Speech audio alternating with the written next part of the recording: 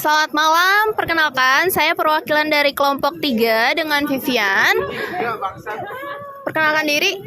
Saya Mareta. Saya Naswa. Dan ada pembicara kita dengan Mas Caur. Oke. Kami dari program studi akuntansi saat ini sedang mengerjakan tugas proyek mata kuliah akuntansi manajemen yang berjudul evaluasi profitabilitas produk di perusahaan kecil. Studi pada UMKM kali ini itu Berkopi X Tim Dimsum. Wawancara ini bertujuan untuk memperoleh informasi yang relevan mengenai biaya, penjualan, serta pengelolaan produk yang dilakukan UMKM guna mendukung analisis profitabilitas produk. Informasi yang Mas berikan akan digunakan semata-mata hanya untuk kepentingan akademik. Terima kasih atas waktunya dan ketersediaan Mas Caur dan teman-teman semua untuk berpartisipasi dalam wawancara ini. Sebagai pembukaan, kami ingin mengetahui nih gambaran umum mengenai usaha yang Mas jalankan sekarang. Bisakah Mas menceritakan secara singkat sejarah berdirinya UMKM Berkopi X Tim Dimsum ini? Jadi pertama kali Bar Coffee X Tim Dimsum ini berdiri sejak 2024. Itu di tanggal 13 Maret 2024. Kurang lebih seperti itu. Boleh dilanjutkan oleh Oke, lanjutnya karyawan di sini tuh ada karyawan tetap atau kontrak sih? Jadi di sini karyawannya tidak ada tetap, apalagi kontrak.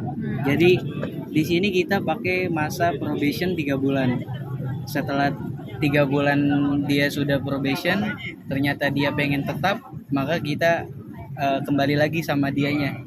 Dia mau jalan sampai mana, kita terusin sampai di mana dia udah ngerasa dia udah puas dengan ilmu dia yang udah ada di sini, dia pengen pindah ke coffee shop yang lebih besar atau gaji lebih besar lagi, itu nggak apa-apa.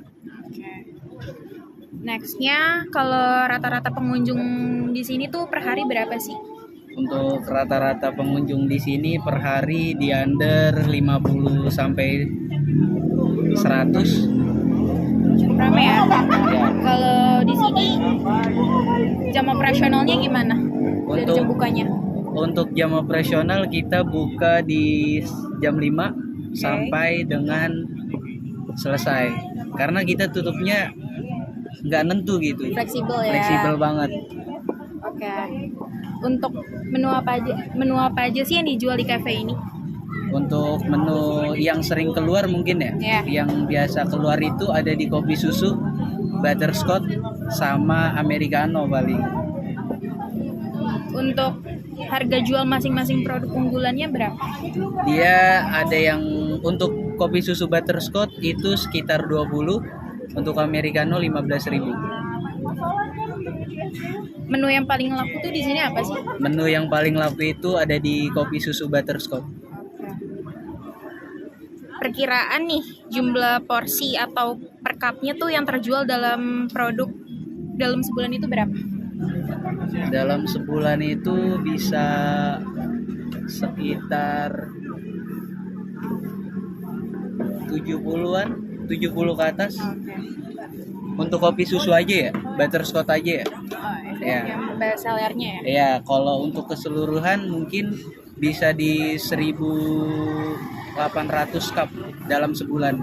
Banyak juga ya. Ya. Untuk harga jual di sini tuh per produknya pernah berubah-berubah gak sih? Untuk harga produk kita berubah itu mau masuk di 2025. Jadi sebelumnya harga untuk kopi susu itu ada di harga 19.000. Terus naik itu di 2025 kita naik 1.000 jadi 20. Walaupun sedikit ya naiknya, tapi itu sangat signifikan. Karena kita kan tergantung dari market kita juga. Oke, Mas mau nanya. Tadi kan yang favorit itu salah satunya kopi susu butterscotch ya. Nah, itu tuh bahan bakunya apa aja sih yang dibutuhkan untuk buat si butterscotch-nya itu? Jadi untuk kopi susu butterscotch itu kita punya creamer 15 gram, kita taruh, habis itu kita hancurin si powdernya tersebut dengan espresso yang panas, itu sekitar 25 espressonya, baru kita stir atau kita aduk. Setelah kita aduk, kita masukin FM atau fresh milk di situ sekitar 40 mili. Habis itu kita pakein sirup butterscotch-nya di 10 mili. Habis itu es batu, jadi kopi susu butterscotch. Nah itu biaya butterscotch-nya berapa harga jualnya? Kita buat komponen-komponennya kita nggak ngitung, tapi kita langsung hitung per cupnya. Jadi untuk per cupnya itu kita jual di harga 20 dengan keuntungan 100%. Oke.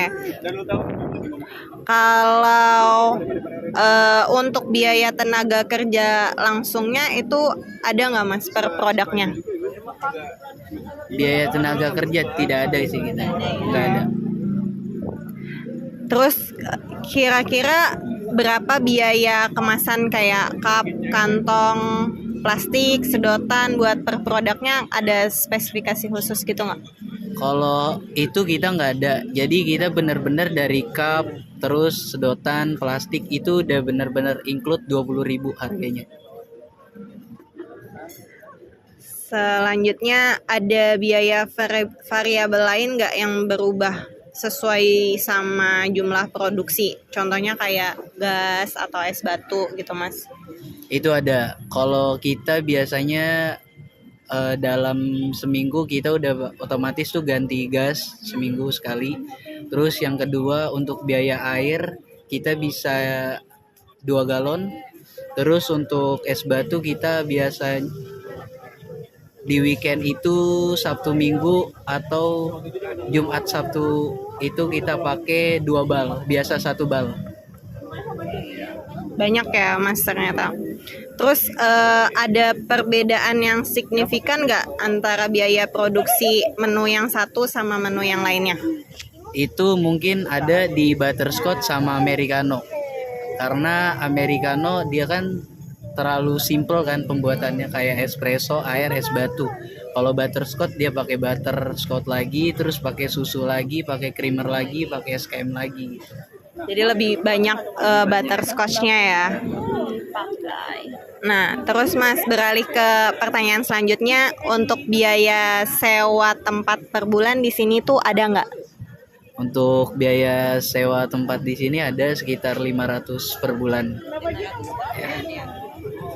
Kalau untuk total gaji karyawannya sendiri Mas, itu dibayar per bulannya itu termasuk ke dalam biaya yang tidak langsung produksi atau bagaimana? Itu di luar produksi. Jadi gaji. Jadi full, kayak misalkan di sini kan karyawannya itu ada 3. Kita sebulan itu buat gaji karyawan keseluruhannya ada 6 juta. Jadi 6 juta itu dibagi 3 gitu. Oke. Kalau tagihan listriknya nih Mas, ini kan di sini pakai ada lampu, terus pasti juga ada air. Itu rata-rata biayanya per bulan berapa? Di sini kita kebetulan nggak ada air ya. Iya, nggak ada air. Jadi kenapa tadi saya pesen air galon itu 2, karena buat pencucian. Jadi pencuciannya Bener. Terus kalau untuk listrik itu ada di 500 dalam sebulan. Ada nggak sih cicilan atau penyusutan untuk peralatan di sini? Kayak contohnya mesin kopi atau freezer atau yang dipakai lah. Ada, kebetulan bulan lalu itu sempet penyusutannya 40 juta. Ya, kita beli mesin baru, grinder baru, kettle baru, terus ada peralatan yang lain kayak shaker dan lain-lain itu total keseluruhannya ada di 40 juta. Jadi semuanya ke upgrade gitu ya. Kalau biaya tetap yang lainnya nih ada nggak? Contohnya mungkin kayak wifi atau asuransi atau yang lain gitu mas. Untuk wifi kita nggak ada karena kan outdoor ya. Jadi nggak mungkin kita pakai wifi. Paling ada kita pakai salah satu aplikasi yaitu buat aplikasi kasir. Itu 6 bulan sekali kita bayar di angka 250. Itu 6 bulan sekali ya.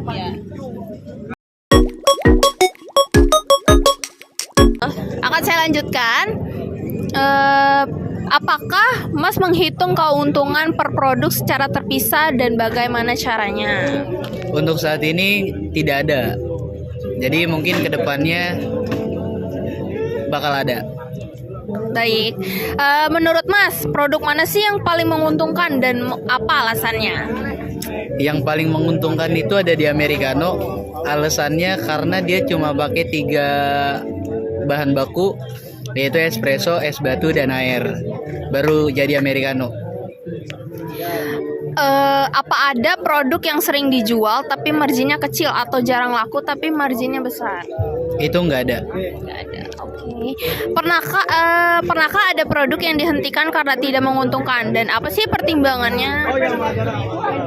Jadi produk yang jarang keluar itu pasti kita alihkan dengan kita bundling dengan dimsum supaya produk kita yang di coffee bisa keluar. Paling itu sih solusinya. Kira-kira menu apa sih yang paling jarang keluar di bar tim X dimsum ini? Untuk menu yang jarang keluar sampai saat ini ada di Taro. Apa ada rencana ke depannya untuk mengembangkan menu baru atau strategi harga? Untuk strategi harga kita tetap pakai harga segitu, tapi untuk menu baru kita udah pasti ada tiap harinya, yang dimana secret menu yang untuk sekarang di sampai detik ini itu. Kalau boleh tahu salah satu menu apa sih yang aku pengen tahu deh, menu yang ada di secret tuh apa aja sih? Mungkin 2 atau 3 menu deh. Ada itu tadi ada Mont Blanc, terus ada mocktail, terus yang ketiga nih ada mussel. Oke. Apakah ada tantangan terbesar dalam mengelola biaya operasional bar kopi X tim dimsum? Alhamdulillah tidak ada. Adakah informasi atau data lain yang bisa Mas berikan untuk membantu analisis kami? Ada, mungkin nanti via WhatsApp. Mungkin ini pertanyaan terakhir dari saya untuk Mas. Boleh kami meminta contoh struk atau nota pembelian bahan baku atau laporan keuangan sederhana dari bar kopi X tim dimsum ini? Ada, nanti itu juga mungkin bakal di via WhatsApp aja karena agak rumit kalau untuk dijelasin gitu. Baik. Terima kasih kepada pihak bar kopi X tim dimsum dengan Mas Rizky yang telah bersedia menjadi narasumber dalam penelitian ini. Semoga hasil proyek ini dapat memberikan manfaat bagi pengembangan usaha dan menambah wawasan kami dalam memahami penerapan akuntansi manajemen pada UMKM. Sekian dari kami. Wassalamualaikum warahmatullahi wabarakatuh.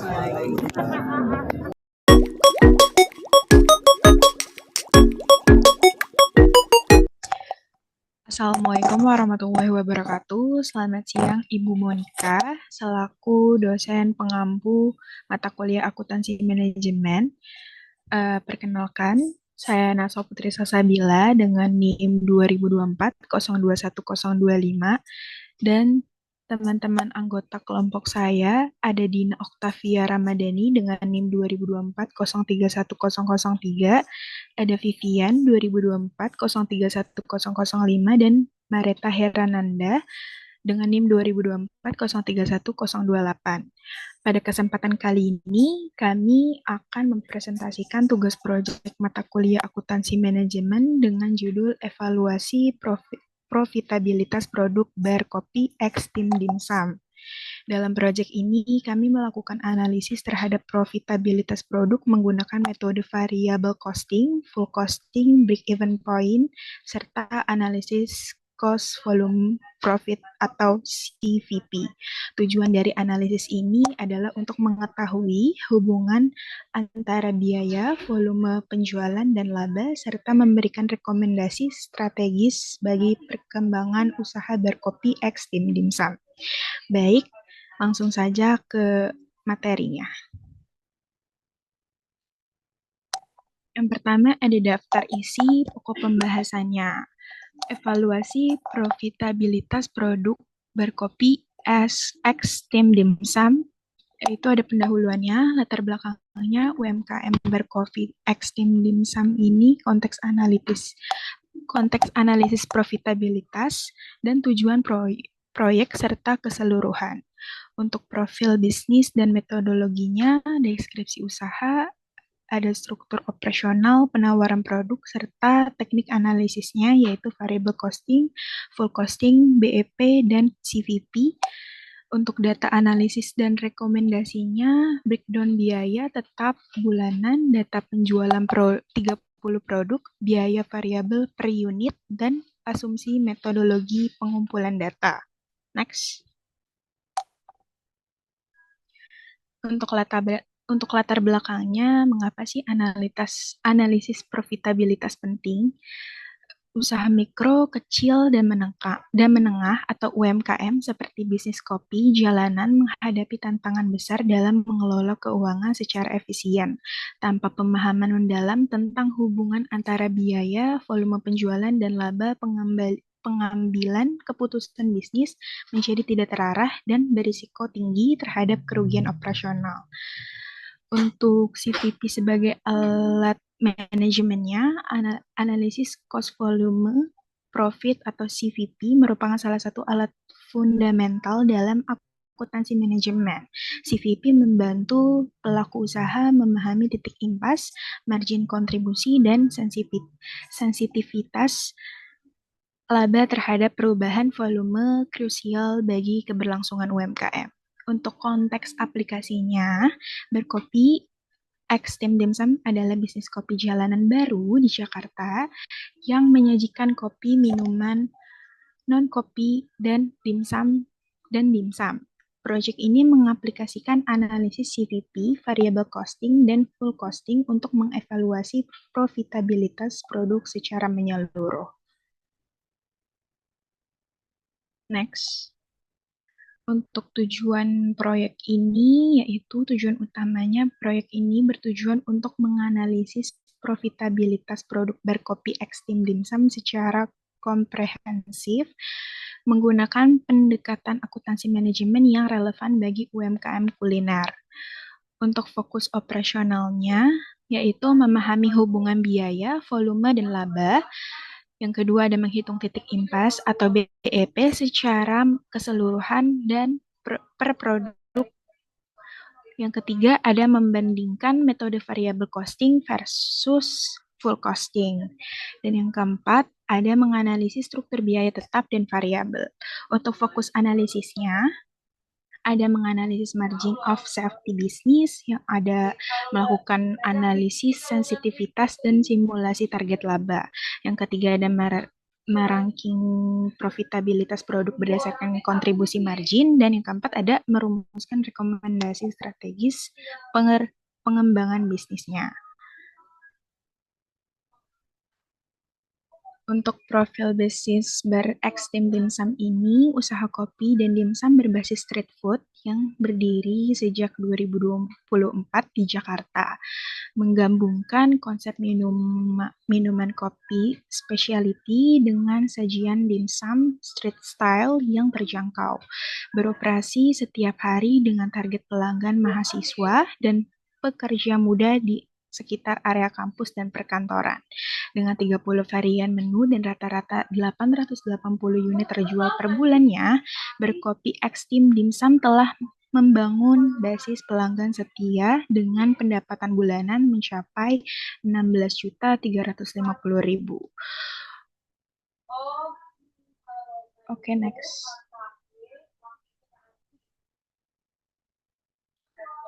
Untuk pendekatan analisis yang digunakan dalam evaluasi profitabilitas, yaitu ada variable and full costing, di mana variable costing memisahkan biaya tetap sebagai periode cost untuk keputusan internal. Full costing mengalokasikan semua biaya ke produk sesuai standar pelaporan eksternal atau PSAK. Yang kedua ada BEP dan CVP analysis. Break even point menentukan titik impas dalam unit maupun rupiah. CVP analysis mengkaji hubungan antara biaya, volume penjualan, dan laba secara menyeluruh. Yang ketiga ada margin of safety and ranking. Margin of safety mengukur jarak antara penjualan aktual dan titik impas. Ranking profitabilitas mengurutkan produk berdasarkan kontribusi margin untuk prioritas strategis. Oke, next. Oke. Untuk struktur biaya tetap bulanan, komponen biaya tetap bulanan ini total biaya tetapnya ada di 8 juta per bulan, terdiri dari 4 komponen utamanya, yaitu gaji 3 karyawan sebesar 6 juta atau sekitar 75% dari total biaya tetap. Kemudian terdapat biaya overhead operasional sebesar 1 juta, serta biaya sewa dan keamanan sebesar 500.000 dan listrik 500.000. Implikasi operating leverage, dominan biaya gaji sebesar 75% dari total fixed cost menciptakan operating leverage yang tinggi. Artinya, setiap kenaikan 1% pendapatan berpotensi meningkatkan laba operasional sekitar 3,77%. Struktur ini menguntungkan saat volume penjualan tumbuh, namun menuntut manajemen volume yang disiplin agar BEP selalu terpenuhi setiap bulannya. Oke, selanjutnya akan dilanjutkan oleh teman saya, Dina. Baik, selanjutnya masuk ke biaya variabel per unit. Jadi, biaya variabel per unit merupakan biaya bahan baku langsung yang dikeluarkan untuk setiap porsi menu yang diproduksi. Besarnya ditentukan oleh pihak kedai berdasarkan harga beli bahan baku. Biaya ini berubah proporsional sesuai volume penjualan, jadi semakin banyak unit terjual, maka semakin besar total biaya variabel. Seperti yang bisa kita lihat pada tabel di samping, terdapat 30 menu dengan harga jual dan biaya variabel per unit yang berbeda-beda. Dari data tersebut, total volume terjual mencapai 880 unit, total biaya variabel sebesar Rp5.465.000, dengan rata-rata biaya variabel per unit adalah sebesar Rp6.210. Selanjutnya kita masuk ke perhitungan margin kontribusi menggunakan metode variable costing. Margin kontribusi menunjukkan sumbangan tiap menu untuk menutup biaya tetap dan menghasilkan laba. Semakin tinggi contribution margin per unit dan volume terjual, semakin besar kontribusi produk terhadap profitabilitas keseluruhan usaha. Dari tabel yang tersaji, total volume terjual adalah 880 unit dengan total contribution margin keseluruhan sebesar Rp10.885.000. Contribution margin ratio tertimbang berada di angka 66,6% dan contribution margin tertinggi per unit dipegang oleh Milo Dinosaurus sebesar Rp16.000 per unit. Berikutnya adalah laporan laba rugi menggunakan metode variable costing. Dalam metode variable costing, biaya tetap tidak dimasukkan ke dalam HPP, melainkan disajikan secara terpisah sebagai pengurang margin kontribusi. Pendekatan ini memperlihatkan dengan jelas berapa sumbangan seluruh penjualan untuk menutup biaya tetap sebelum menghasilkan laba. Di sini penjualan tercatat sebesar Rp16.350.000 atau 100%. Setelah dikurangi total biaya variabel sebesar Rp5.465.000 atau 33,4%, diperoleh total margin kontribusi sebesar Rp10.885.000 atau 66,6%. Kemudian dikurangi biaya tetap yang terdiri dari sewa tempat dan keamanan 500.000, gaji 3 karyawan tetap 6 juta, listrik 500.000, dan overhead lainnya 1 juta, sehingga total biaya tetap 8 juta atau 48,9%. Maka laba operasi bersih yang dihasilkan adalah 2.885.000 atau dalam persentase yaitu 17,6%. Sekarang kita beralih ke metode full costing.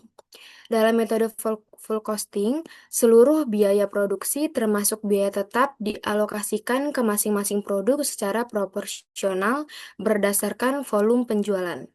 Total biaya tetap sebesar 8 juta dibagi ke 880 unit total menghasilkan alokasi biaya tetap per unit sebesar Rp9.091 per unit. Analisis full costing mengungkapkan bahwa beberapa produk memiliki gross profit negatif ketika biaya tetap dialokasikan secara penuh. Perlu dicatat bahwa terdapat 3 produk dengan gross profit yang negatif. Yang pertama ada espresso minus Rp25.909, lalu iced tea minus Rp15.909,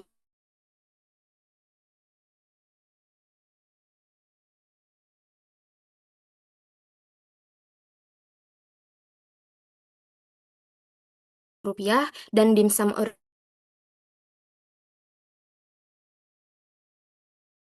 original dihentikan. Selanjutnya, masuk ke metode full costing Din, sorry Din. bagian laporan laba ruginya. Din, Dalam ya, boleh dibaca yang di bawahnya nggak? Soalnya di gua putus-putus. Gua takutnya nanti nggak masuk.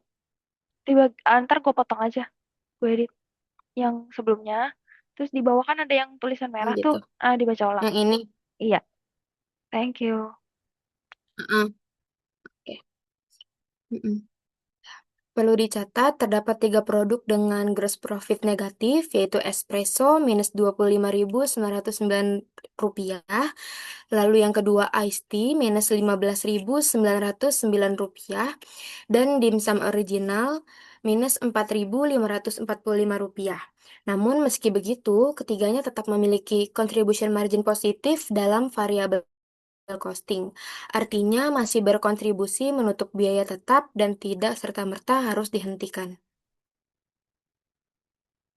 Berikut adalah laporan laba rugi dengan metode full costing.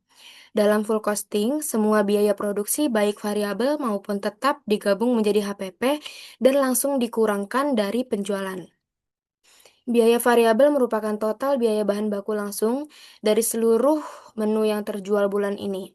Biaya tetap mencakup gaji, sewa, listrik, dan overhead yang dialokasikan sebesar Rp9.091 ke setiap unit terjual.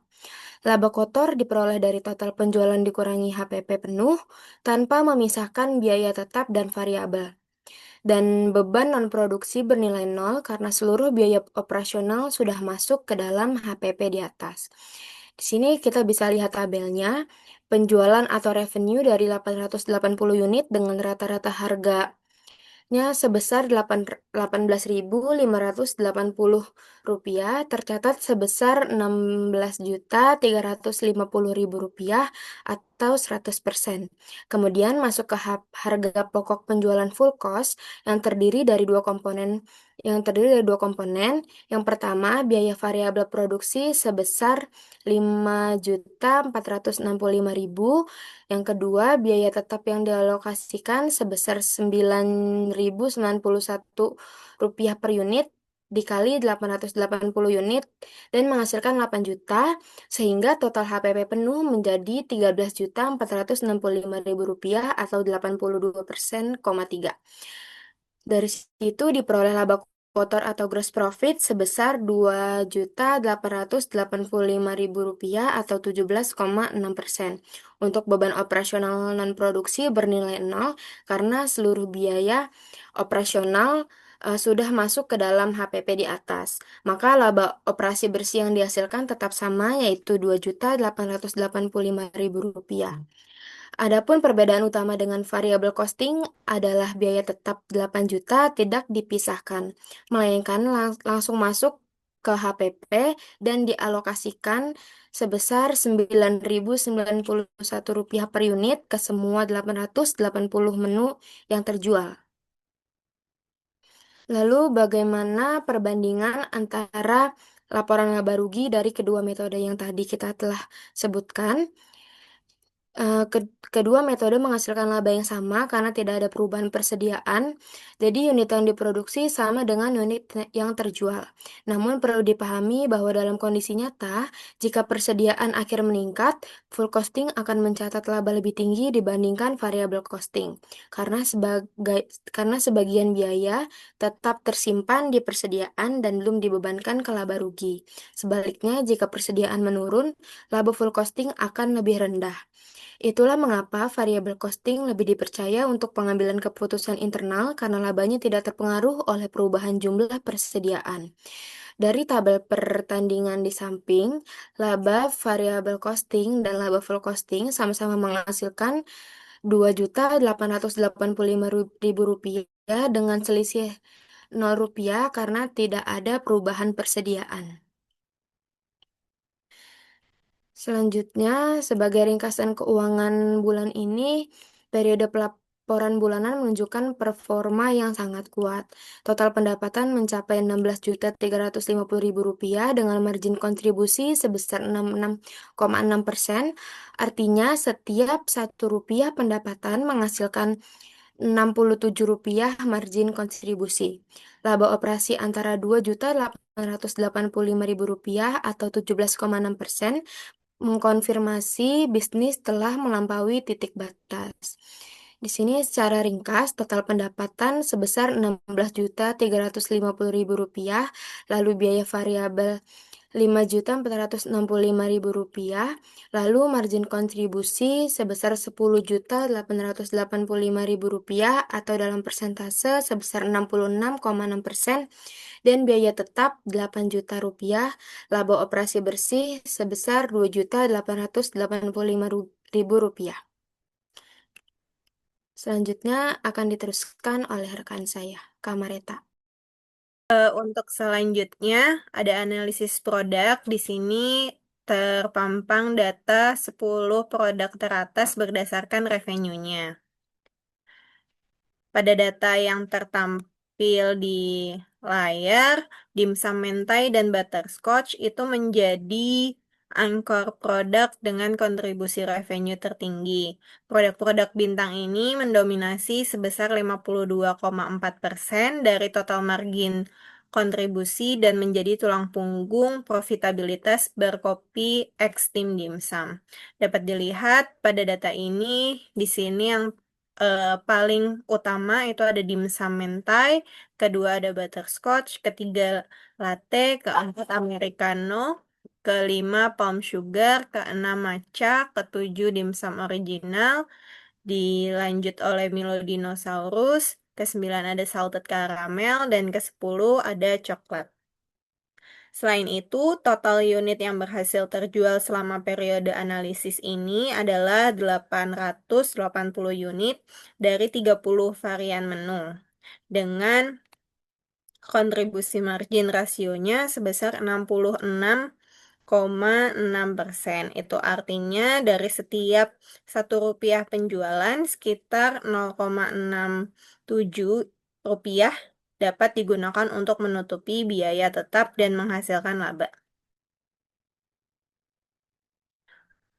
Selanjutnya ada break-even point, yaitu di sini ada analisis titik impas, di mana BEP adalah tingkat penjualan di mana laba sama dengan 0, yaitu total pendapatan sama dengan total biaya. Pada kondisi BEP, seluruh margin kontribusi yang dihasilkan habis terserap untuk menutup biaya tetap tanpa tersisa untuk laba. Terdapat dua metode perhitungan yang dapat digunakan dalam analisa ini. Yang pertama ada metode margin kontribusi, yaitu metode ini menghitung BEP dengan membagi total biaya tetap dengan kontribusi margin rasio keseluruhan. Kontribusi margin rasio sebesar 66,6% berarti setiap Rp1 penjualan menghasilkan 0,666 rupiah untuk menutupi biaya tetap, di mana BEP itu rumusnya adalah biaya tetap dibagi kontribusi margin rasio, yaitu tadinya ada 8 juta dibagi 66,6%, menghasilkan 12.016.537 rupiah. Surplusnya sendiri di 16.350.000 dikurangi dengan BEP tadi 12.016.537 dan menghasilkan surplus 4.333.463 rupiah. Artinya usaha ini masih aman meski pendapatannya turun hingga 4,3 juta. Lalu BEP per produk, yaitu di sini ada metode alokasi proporsional. Karena usaha ini multiproduk, biaya tetap dialokasikan ke setiap produk secara proporsional berdasarkan porsi volumenya. Terdapat total 880 unit. BP unit itu lalu dihitung dari alokasi tersebut. Langkah pertama, alokasi biaya tetap per produk, yaitu volume dibagi 880, lalu dikali 8 juta. Lalu ada langkah keduanya, BEP unit per produk, itu BEP per unitnya sama dengan biaya tetap produknya dibagi dengan kontribusi margin per produk. Jadi berdasarkan perhitungan tadi, pada data ini menggunakan metode margin kontribusi dan BEP-nya senilai 12.016.537 per bulan. Ini adalah pendapatan minimum agar usahanya tidak rugi. Sementara itu, revenue aktual yang diperoleh adalah 16.350.000, sehingga usaha ini berada di atas titik impas. Lalu surplus atau selisih antara revenue dan aktual serta BEP adalah 4.333.463 rupiah. Ini adalah selisih antara revenue, aktual, dan titik impas. Selanjutnya di sini ada analisis titik impas kedua.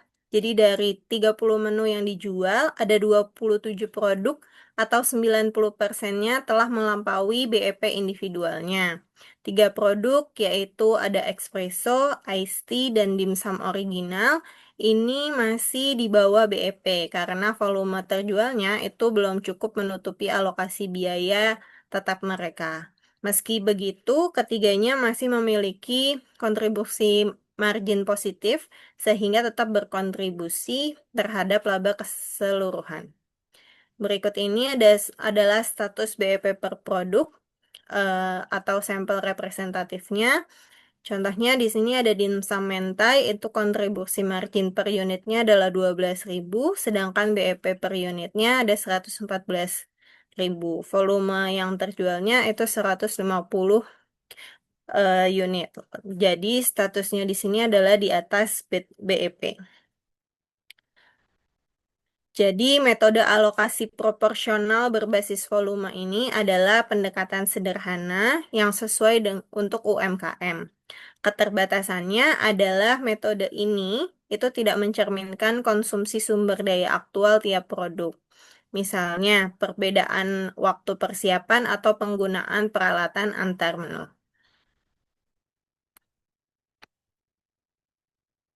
Untuk selanjutnya, di sini ada margin of safety atau MOS, yaitu batas keamanan pendapatan bisnis. Margin of safety atau MOS ini menunjukkan seberapa jauh penjualan aktual berada di atas titik impas atau BEP. Jadi semakin tinggi MOS, semakin aman bisnis dari risiko kerugian. Untuk bisnis baru seperti bar kopi X Tim Dimsum ini, MOS-nya sebesar 26,5%, menunjukkan kondisi keuangannya yang sehat dan memberikan ruang yang cukup untuk menghadapi fluktuasi penjualan tanpa langsung merugi. Di sini untuk rumusnya adalah margin of safety-nya itu sama dengan penjualan aktual dikurangi penjualan BEP. Jadi di mana penjualan aktualnya itu tadi 16.350.000 dikurangi dengan penjualan BEP-nya adalah 12.016.537.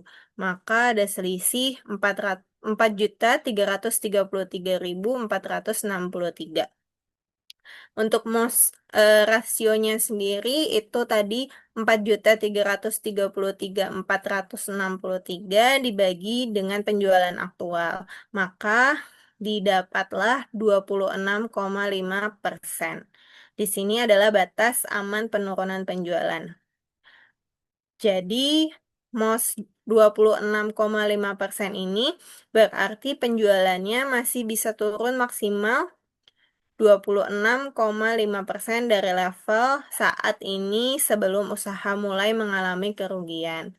Untuk UMKM yang baru berdiri sejak Maret 2024, angka ini tergolong cukup baik karena menunjukkan bantalan keamanan finansial yang memadai.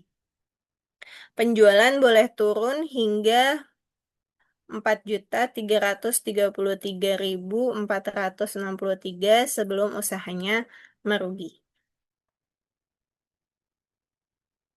Lanjut pada simulasi target laba atau CVP, di mana revenue yang dibutuhkan per target laba. Pada data ini, analisis CVP menunjukkan bahwa target labanya adalah 3 juta rupiah, di mana 3 juta rupiah ini adalah yang paling realistis. Hanya membutuhkan peningkatan revenue minimal dari posisi aktual saat ini sebesar 16.350.000. Setiap kenaikan target laba memerlukan peningkatan volume penjualan yang terukur dan dapat dicapai. Kesimpulan CVP ini adalah usaha di mana usaha berada di zona yang menguntungkan dengan ruang pertumbuhan signifikan. Prioritas jangka pendek adalah mendorong volume dimsum mentai dan butterscotch agar target 3 juta dapat mencapai tanpa menambah biaya apapun.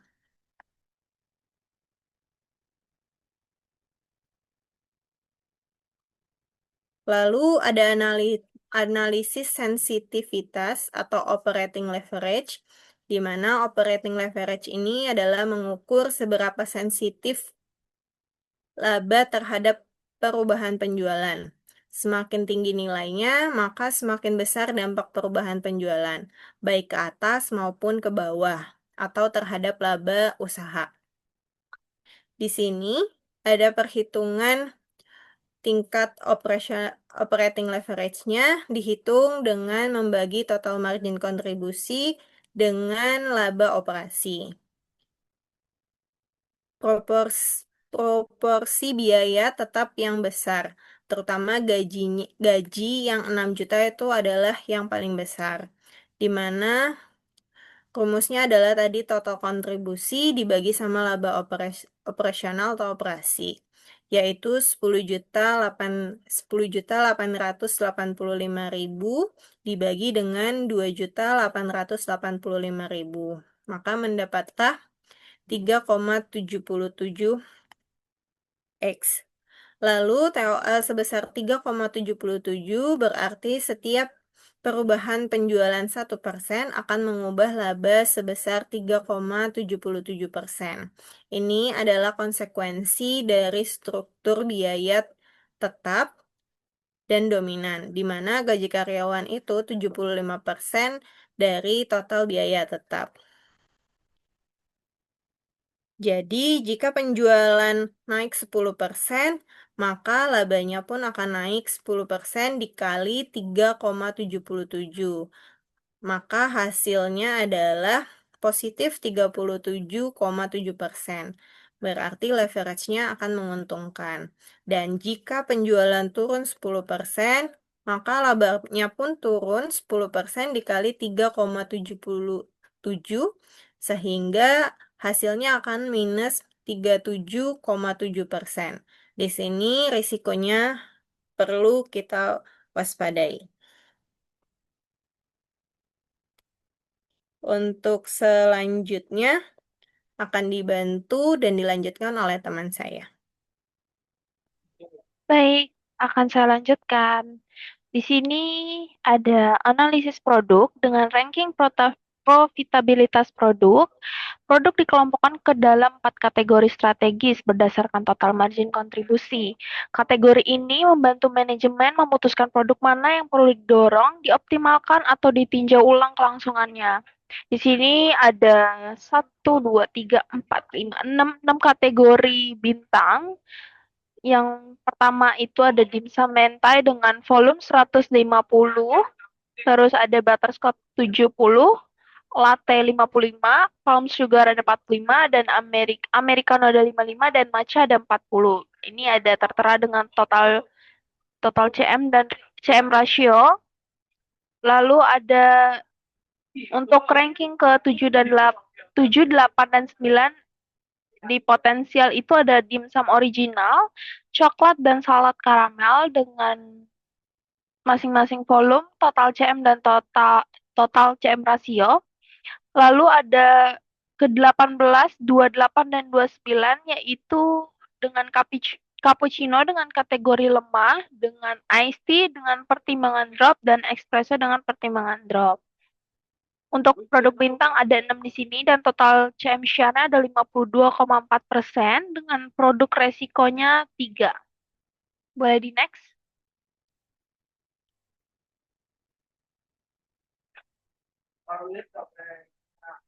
Lalu di sini ada efektivitas penerapan teori dan tantangan. Penerapan teori CVP dan variable costing pada bar kopi Extreme Dimsum ini terbukti memberikan wawasan berharga yang sulit diperoleh dari pembukuan sederhana. Berikut temuan penting dan tantangan yang dihadapi. Berikut adalah temuan dan tantangan yang ditemui. Yang temuan pertama adalah dominasi dimsum mentai dengan volume 150 unit per bulan dan total CM 1.800, yaitu 16,5% dari total CM. Dimsum mentai adalah produk paling kritis dalam portofolio. Stabilitas pasokan bahan bakunya harus dijaga ketat. Yang kedua, ada beban gaji dominan. Gaji 3 karyawan juta rupiah merupakan 75% dari total biaya tetap. Ini menciptakan TOL tinggi 3,77 kali dan memperbesar resiko kerugian jika penjualan menurun drastis. Yang ketiga, ada produk di bawah BEP individual. Espresso, iced tea, dan dimsum original berada di bawah BEP individual. Namun, penghentiannya perlu dipertimbangkan hati-hati. Ketiganya mungkin berfungsi sebagai produk pelengkap yang mempertahankan pelanggan. Lalu ada tantangan dalam penerapannya. Yang pertama, ada keterbatasan data aktual. Data biaya variabel per unit merupakan estimasi berdasarkan harga bahan baku. Fluktuasi harga bahan baku akan langsung mempengaruhi akurasi seluruh analisis CVP. Lalu yang kedua, ada asumsi bauran penjualan tetap. CVP mengasumsikan bauran penjualan konstan, padahal permintaan bisa berubah. Misalnya, tren menu musiman atau perubahan preferensi pelanggan dari waktu ke waktu. Lalu yang ketiga, ada pengalokasian biaya tetap. Dalam full costing, alokasi proporsional berbasis volume mungkin tidak mencerminkan konsumsi sumber daya aktual tiap produk, seperti waktu persiapan atau penggunaan peralatan. Next. Lalu dengan kesimpulan di sini, variable costing versus full costing, perbandingan dua pendekatan biaya yang digunakan dalam analisis profitabilitas bar kopi Extreme Dimsum untuk mengambilkan keputusan internal atau pelaporan eksternal. Dengan variable costing lakukan sebagai biaya produk. Biaya tetap diakui sebagai biaya periode atau period cost dan langsung dibebankan ke laba rugi dengan keunggulan. Yang pertama, relevan untuk analisis CVP. Yang kedua, ada pengambilan keputusan internal. Yang ketiga, ada menampilkan margin kontribusi. Lalu ada evaluasi profitabilitas produk. Dan yang terakhir, ada analisis BEP akurat. Dengan kesimpulan full costing, seluruh biaya variabel dan tetap dialokasikan ke produk. Biaya tetap dimasukkan sebagai biaya produk per unit yang diproduksi. Dengan keunggulan, yang pertama, pelaporan keuangan eksternal. Yang kedua, ada kepatuhan PSAK. Dan yang ketiga, ada harga pokok produk lengkap. Yang keempat, ada gross profit per produk. Dan yang terakhir, ada penilaian persediaan akurat. Next. Kesimpulan kedua di sini ada efektivitas penerapan teori dan tantangannya berdasarkan hasil analisis CVP pada UMKM Barkopi Ekstrim Dimsum. Berikut adalah poin-poin kesimpulan utama yang dapat diambil. Yang pertama, kondisi keuangan positif dengan laba 2.885.000 per bulan, margin 17,6%, BEP telah terlampaui dengan surplus 4.333.463 rupiah. Usaha dalam kondisi menguntungkan. Dan yang kedua, ada CM rating tinggi dengan weight CM 66,6%, struktur biaya variabel efisien, setiap 1 rupiah penjualan menghasilkan 0,666 margin kontribusi. Lalu yang ketiga ada margin keamanan memadai dengan MOS 26,5%, bantalan keamanan finansial cukup baik untuk usaha baru, penjualan bisa turun 26,5% sebelum merugi. Lalu yang keempat ada produk unggulan teridentifikasi 6 produk bintang, ada dimsum mentai, butterscotch, latte, palm sugar, americano, matcha, menyumbang porsi terbesar total CM. Lalu yang selanjutnya ada target laba tercapai sampai dengan 2,8 juta, target lebih dari 3 juta butuh upaya. Simulasi CVP menunjukkan target 3 juta ke atas membutuhkan peningkatan volume penjualan tambahan. Dan yang terakhir ada operating leverage tinggi dengan TOL 3,77 kali, laba sangat sensitif terhadap perubahan penjualan konsekuensi dari dominasi biaya tetap gaji karyawan. Next. Di sini ada rekomendasi strategis dengan langkah-langkah untuk pertumbuhan berkelanjutan. Yang pertama ada fokus produk bintang, pertahankan kualitas bahan baku produk unggulan, naikkan harga 5-10% pada hero menu, gencarkan promosi paket bundling berbasis produk bintang untuk memaksimalkan margin kontribusi. Lalu yang kedua ada evaluasi produk di bawah BEP, tinjau ulang produk dengan kontribusi margin negatif, pertimbangan reformasi resep, penyesuaian harga atau penghentian produk yang tidak mencapai titik impas secara konsisten. Yang selanjutnya ada strategi peningkatan revenue dengan implementasi bundling menu kopi dan dimsum, perluas jam operasional di akhir pekan, dan ekspansi platform digital melalui GoFood dan GrabFood untuk menjangkau segmen pelanggan yang lebih luas. Lalu ada manajemen biaya tetap dan insentif, terapkan sistem insentif berbasis kinerja penjualan meningkatkan motivasi karyawan, evaluasi komponen biaya tetap seperti gaji dan sewa secara berkala untuk menjaga efisiensi operasional. Selanjutnya ada monitoring bulanan atau pengembangan menu, lakukan review keuangan bulanan secara rutin, fokus pengembangan varian shake and tea sebagai kategori baru, kontrol biaya bahan baku untuk menjaga CM rasio di atas 6%. Roadmap 6 bulan ke depan adalah bulan 1-2 ada stabilitas operasional dan sistem pencatatan. Bulan 3 dan 4 ada ekspansi online seperti GoFood dan GrabFood. Di bulan 5-6 adalah target laba 4 juta per bulan dan pertimbangan volume penjualan. Next. Baik, sekian terima kasih. Apa yang sudah kami bahas mengenai evaluasi profitabilitas produk Bar Kopi Ekstrim Dimsum. Dengan kami, sekian terima kasih jika ada salah-salah kata. Wassalamualaikum warahmatullahi wabarakatuh.